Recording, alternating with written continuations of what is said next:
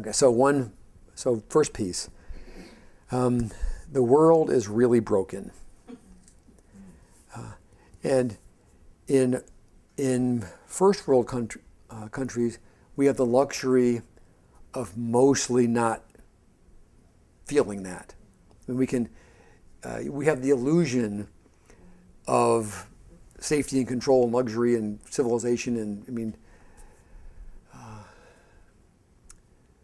so it's possible for us to go about the average day and not feel. There's countries where parents sell their 5-year-old daughters to human traffickers. And they work as beggars for a couple years, and they graduate to the brothels when they're 8. And mostly we just, it's hard to function if you feel that. And we mostly just, we kind of know it cognitively, but you just you don't feel that. Years in Colombia, there was a decade there where they just, I can't remember how many tens of thousands of people died, but some of the armed forces were like kind of antagonistic to the church, and they would oh, my Kleenex box is empty.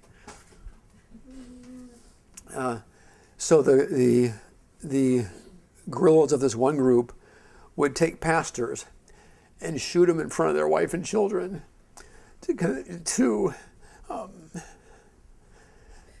that's just sort of a particularly evil way to try to harass the church. And that really intimidates a local church. If you don't just kill somebody, but you shoot him in front of his family, that's horrible. Just the whole phenomena of every form of child abuse. Just, kids are small, they're defenseless, they can't go, you can't just, I'm 5 years old, my parents are abusing me, I want a new home. You can't fight back. They've got all the power, there's nowhere else you can go. If you think about that, that's just unbearable if you really let yourself feel it. So, just if you take 15 minutes to just think about any of that and let yourself even get close to it, it's like, wow, the level of brokenness in the world is really overwhelming. And there's different ways people respond to that. You can just get bitter, you can become an atheist and scream at God, you can self-medicate with any form of addiction, you can join the bad guys because in some ways it doesn't hurt quite as bad if you have the power instead of being the one who's being abused. You can, there's a couple more I had on my list, but there's a whole variety. You can become just hopeless and depressed and jump off a building. As far as I'm aware of, the only plan I've seen actually work where you can be aware of how badly broken the world is and still be okay is to put the living interactive presence of Jesus in the middle of it. For example, the worst memories you can find. For my money, I think occult ritual abuse to me is that's the deep end of the pool, where a group of people who worship the devil pray to demons to give them advice about how to torture children. There's lots of horrible stuff in the world, but I think that's kind of that's as far as from my experience, that's as bad as it gets. And I've done Immanuel with people who have that history. And every member we go to, they end up saying, Jesus is right in front of me. I'm looking right at his face. And his presence is so powerful that I'm okay. And I'm sitting there thinking, what do you mean you're okay? You're 7 years old and you're being tortured by Satan. What do you mean you're okay? And they said, well, I'm looking at Jesus. And it's not like he pretended it didn't happen. We're not somewhere else. I'm still in the middle of the memory. And I'm looking right in his face. And somehow his presence is so powerful that I'm okay.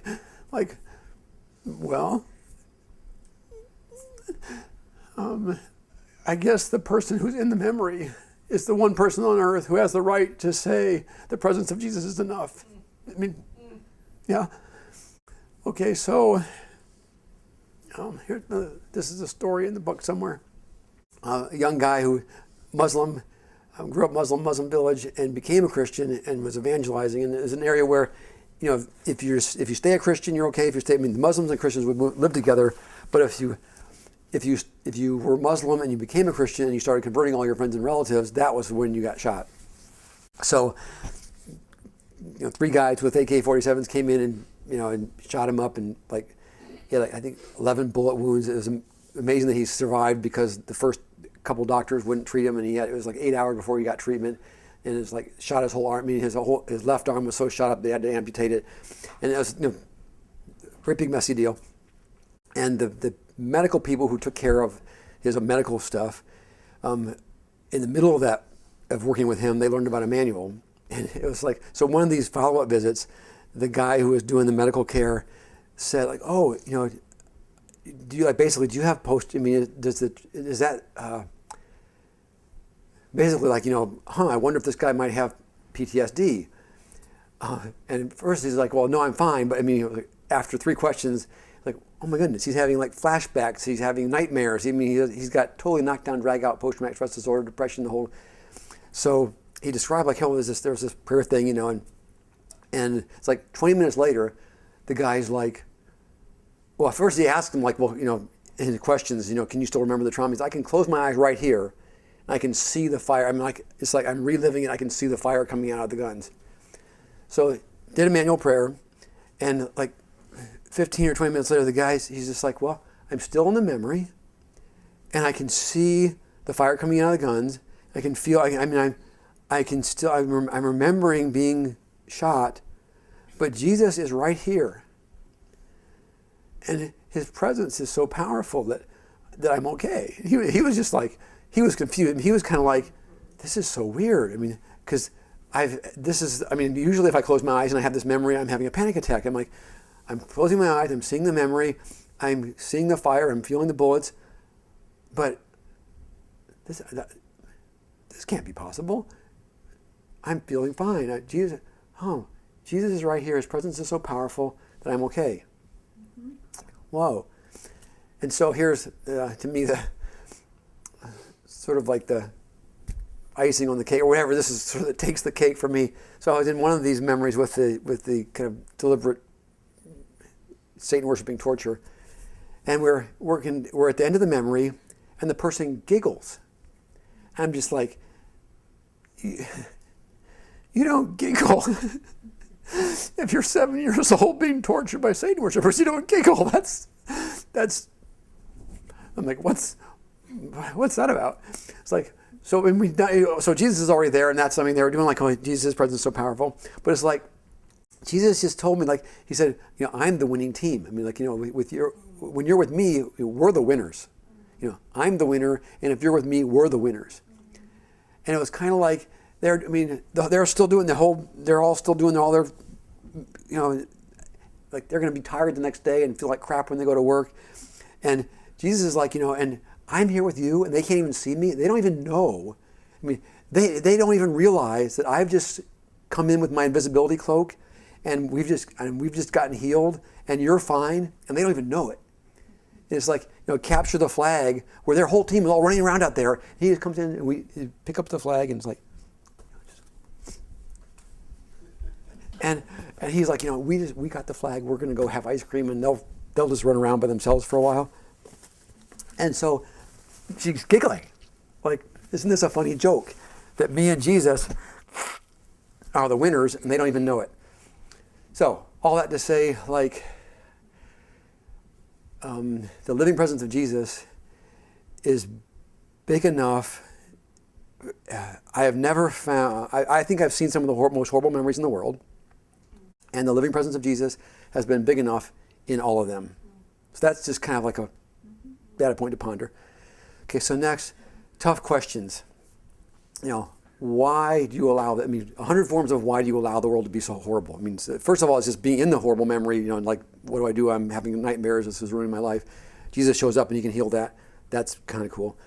So then there's how do I believe in a good God if he allows this stuff? I mean, how do you not lose your faith if you're in a village where half the people have been shot in war, when the government in Syria is bombing you? I mean, when you're a child and you watch guerrillas shoot your dad in the living room, how do you not lose your faith?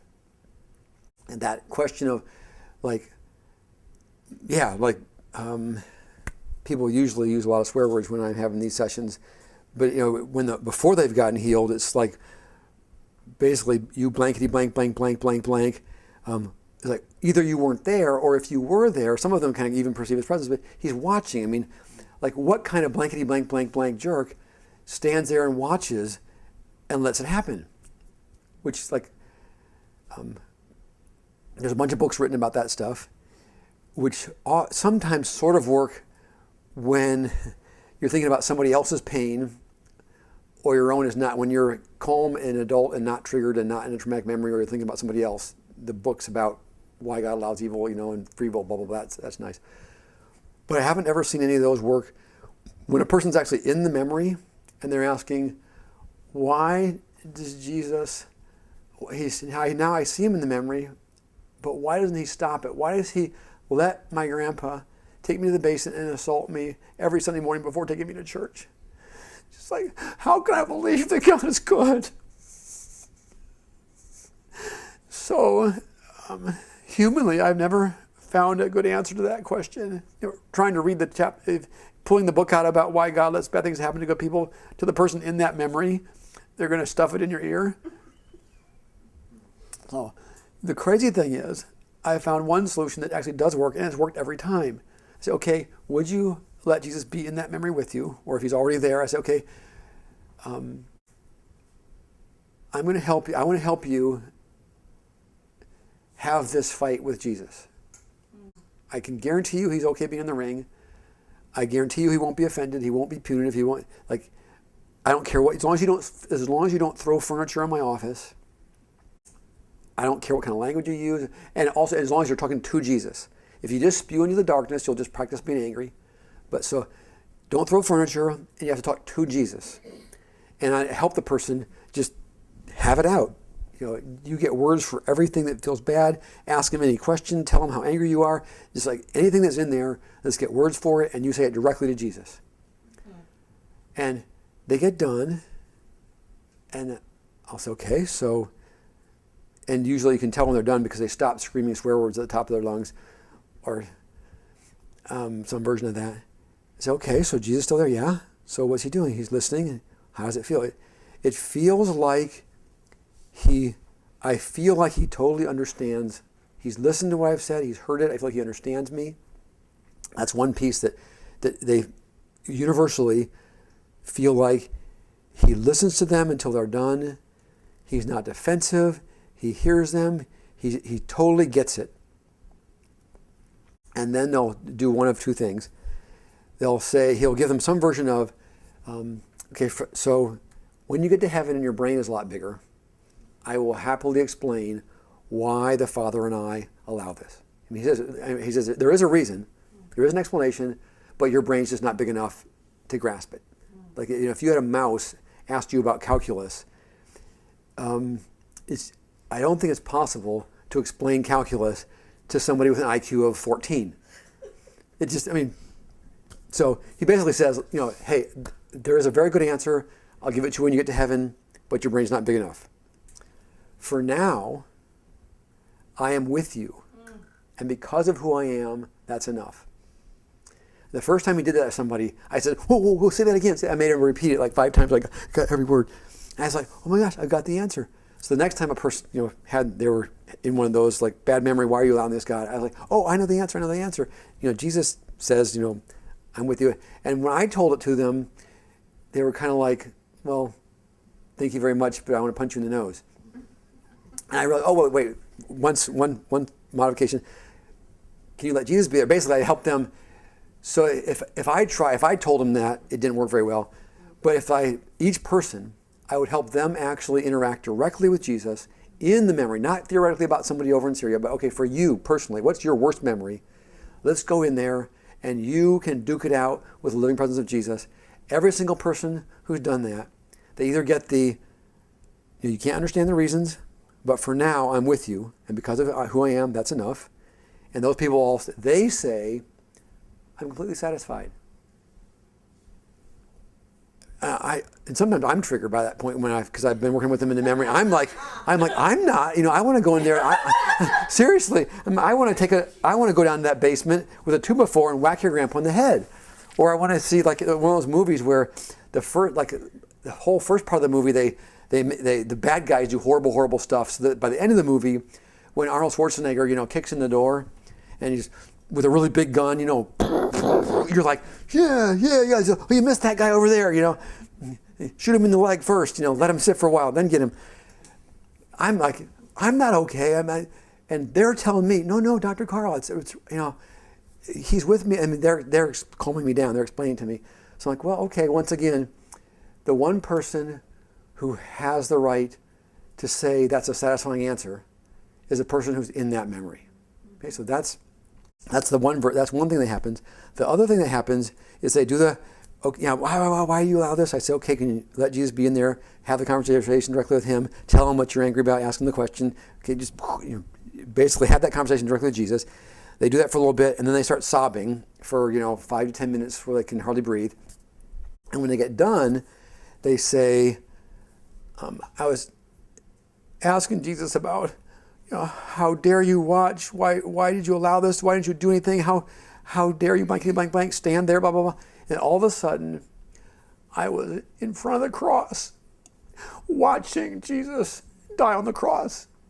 Not like imagination. I mean, I was like, I'm there.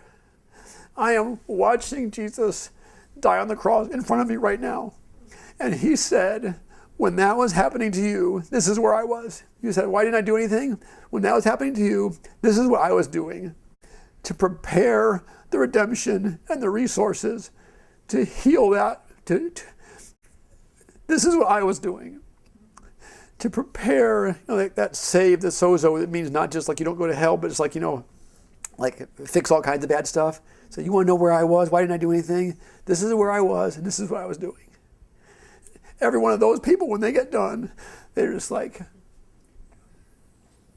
I'm completely, when they get done sobbing, they're like, I'm completely satisfied. So that's like, he's big enough to actually heal the most horrible memories you've ever heard of. His living presence is the only thing I've ever seen that can actually answer that question of how can you allow this and still be good? And then the third piece is and bad stuff like in real time. And so one, I can't remember which book it is. And maybe maybe it's in both books. But I had a friend who I knew as a kid, a little bit older than me, and he had horrible mental illness for 35 years. Some like schizophrenia, mood disorder mixed together. Even with medications, he was miserable. He was depressed. He had psychotic stuff. His thought, he had been a brilliant, smart, articulate young man who was aware of how his brain didn't work, and he had planned to go into science and get a PhD, and for 35 years he lived with a brain that was just totally scrambled and couldn't think clearly, but he was still smart enough and had enough awareness he was aware of that. And even with enough meds to make him miserable and help some, but he was still just, there are some people who medications don't work, only a partial response. So he's like horribly, chronically, mentally ill, thought disordered, psychotic. For 35 years, he stayed a Christian. He never left the faith. He held on to the truth that God is good. He saved, some of his welfare money to give to the church, every Sunday in the tithe plate. And, the cool thing is at 50, he went to be with the Lord in his sleep painlessly. And the next week after that, this is a story in the book somewhere. I was doing my Immanuel thing, and I basically said to Jesus, I'm so glad Thomas is with you.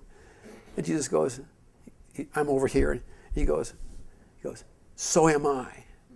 He said, He has fought the good fight. He has finished the race. He is here with me now, being rewarded for his heroic faithfulness. And I was just like, wow, that's cool. But the point here is, so before he had passed, somewhere in the last couple of years, after he had been, horribly mentally ill for like 34 years, I asked him, I said, Thomas, how do you do it? How do you not commit suicide? I mean, why are you still a believer? How do you still trust God? How do you do it? He said, Karl, I focus on Jesus all day long, every day. Which that was, before the Immanuel, and that's before we knew how to facilitate that. But he basically, that's like what we do, is we help people perceive Jesus, have a living interactive connection, and then be able to, like, the goal of the Immanuel lifestyle is to abide in the reality of being aware of his presence. And he basically said, that's how I've done it. I focus on Jesus all day long, every day. And then the last thing I'll do, you wanted to get this on film anyway, Pastor Patty. So this is from my experience. So let's see, how do I, the really short summary is, like, for 35 years, I didn't even realize that. I had the chronic virus thing. It's just, for the first 20 years, it was just kind of a nuisance. I mean, it would just kind of go round and round. I would kind of have, it'd sort of be a wave of sort of having a mild flu, and I'd be okay for a few weeks, and then it was sort of just having the flu or the cold on and off, just all year round, which, that's not the worst thing in the world, but it was, doing that through medical school and residency was miserable, but it was mostly just a nuisance. In the last 20 years, it's been weird, and neurological problems and weird twitches and muscle weakness, and one thing is that my peripheral nerves are kind of irritable, which means it's very easy to stress. Like, for one, like to put, if I just set my arm down, it'll kind of go to sleep way easier than usual.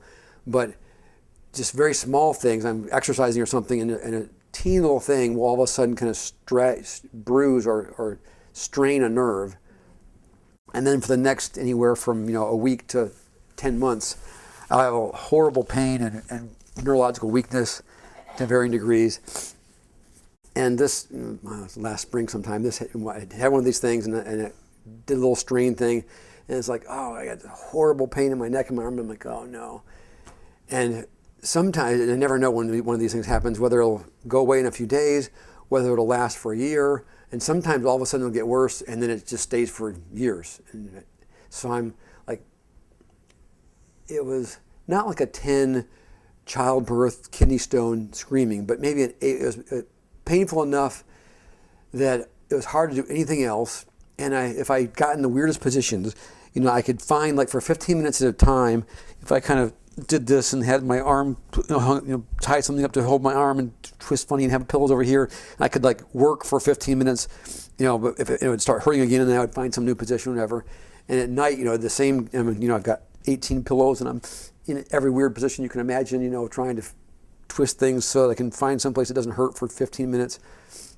And I kind of doze, I could kind of doze a little bit for a few minutes, and then it would start hurting again and start the whole thing over again. After like 3 days, I'd gotten 5 or 6 hours of sleep in 3 days of kind of just sort of halfway comatose of exhaustion or whatever. And it's hurting terrible. I'm just like, it's 3 a.m, and I'm in terrible pain. I'm standing on my head, with my arm propped up sideways or whatever. And I'm just like, and I'm thinking, what if this is one of those times where it stays for 5 years? I'm like, it's like I can't function. I can't do this, Lord. I just can't do this. If anybody's ever had chronic pain, having pain for a couple hours, but if you have fairly severe pain all the time for days and days and days or weeks, it just, like, the suicide rate is actually, like, worse than the suicide rate for people who have real chronic pain is horrifying because it's just unbearable. And I was just like, Lord, if I take enough pain medication so I don't beg for death, I'll be unable to function. I'll have to close my practice. I'll be on total disability, and I won't be able to do any manual writing. All I'll do is just lay in bed in a narcotic stupor, and be a burden on Charlotte. I'm just like, that's horrible. And if I don't take medication, so I can try to get anything done, I'm like, this is what I'm doing right now, and I just can't do this. I'm either gonna be in a total narcotic stupor, or I'm gonna beg for death all day, every day, from pain and exhaustion. I'm just like, this is 3 a.m, and I'm thinking all this, and just feeling like, I can't do this. I was like, between just, I can't take the pain, and hopeless, or not hopeless, discouraged, and then also I just not quite panic, but just like the thought of if this stays here, that's fairly terrifying. And like being who I am, I thought, this would be a time to try that Immanuel thing. And it wasn't. I mean, it's like it didn't feel at the moment. It's like, I can't imagine what Jesus is going to do. Which, as you all know, when people are in bad memory before they get healed, it feels like, so what's the point? Afterwards, I think, goodness, it worked again. But like on the front end, it's like, it's hard to feel. On the front end, it's hard to feel the possibility that it could work. But I'm like, hey, look, what else am I going to do? I wrote the book. I have a pretty, and my left hemisphere, I'm good at leveraging my left hemisphere. I mean, even when things are tough, I'll tell you that. Yeah. So I'm just like, hey, I can't feel it at all, but theoretically I know it's true. I'm going to do it. So I do the little manual prayer thing, and I kind of sense very, very, very faint Jesus' presence. And I was sort of just talking about it. It's like, this is still horrible. This is, why don't you heal me? I mean, most of it is kind of complaining. I was like, just dang it, just heal me already, or let me die. And it felt like I can't do this. I mean, seriously, if this doesn't change, I will beg for death. And my biggest challenge every day will be not to commit suicide. And then I was like, oh yeah, right, talk to Jesus, because this is what I tell everybody. And so I just shifted just a little bit, like instead of sort of he's there and I'm just kind of spewing, I look right at him and I'm same thing, this is unbearable, I can't do it, this is terrifying, this is hopeless, this is too painful, I guess. And in 45 seconds, I realized this is the weirdest thing, but I'm okay. I'm just like, that's crazy. And I'm like, as long as I'm actually looking right at Jesus, and I'm telling him this is unbearable, I can't, it's like, wait a minute, but within 45 seconds of actually talking directly to you, it's not unbearable. It's like, this is weird. If I kind of look away a little bit, I'm like, oh yeah, it's all still there. It feels horrible, but it's like, anytime I look back at Jesus, and I would talk directly to him about this is horrible, this is unbearable, whatever, within a couple minutes, it'd be like, as long as I'm looking right at him and talking right to him, I can do it. I'm like, oh my gosh, this is what Thomas said. And then this thought comes, so Karl, most of the time you don't really feel how broken the world is. Unless things get this bad and kind of break through all your denial, all your usual offenses and whatever, and just you're busy doing other stuff. Like when things are this bad is the only time you can really feel how broken the world is. He says, I want you to be able to know that it's this bad, accept that I'm standing here and not healing you, at least not yet, and ask for my help to hold on to the truth that I'm with you and that I love you and that I'm still good. And I was like, okay, Lord. I was like, that's a pretty big spiritual discipline. But it was like, this is profound. And I'm like, oh wow, that's really good, Lord. And that's a really profound spiritual point you're making there, Jesus. And then he says, and that's your whole childhood of like being, like my actual life. It's sort of miserable, but like not physically not horrible, but like I was at 5 years old. I'm aware of environmental destruction. I read the newspapers about the sulfur dioxide count. I'm aware of the way in which the whole earth is being trashed. There's race riots in Chicago. The bullies on the playground hate me, just because I'm a little white kid. I see pictures on television of children in Vietnam with napalm on them. It's like as a kid, I couldn't handle it. I had a whole life of tools to be able to try to function without feeling how terrifying the world was. He's like, in all those child memories, I want you to do the same thing. I want you to, so now you've got new resources. Anytime you go to any of those memories, I want you to let yourself know how bad it is. Accept the truth that I do allow it to be that bad. And then turn to me to ask for help, to hold on to the truth that I'm with you, I love you, and then I'm good. So I want you to do that now and for every memory in your childhood where this exact same thing happened. And I'm just like, wow, this is like, it's just a half an hour now, and I'm having this like, this is really cool. And then I had this crazy thought. I'm thinking, on one hand, it's like, well, I can't function. I mean, if this continues, I'm not going to get anything else done. I mean, the rest of my life, I'm going to basically spend either wanting to die or focusing on Jesus and having this. It's like, so I realized that I realize that you have other things for me to do, Lord. But, oh golly, I'm going to be disappointed when you, like, I'm thinking probably this isn't get better. And it's like, oh golly, I'm going to be really sad. And it's like, wow, this is one of the most profound spiritual experiences I've ever had. Like somehow in this crazy furnace of pain, I'm unusually able to perceive your presence. This feels like a really profound spiritual growth that I am grateful for. And I'm going to really be sad when I stop having horrible pain all the time. So there you go.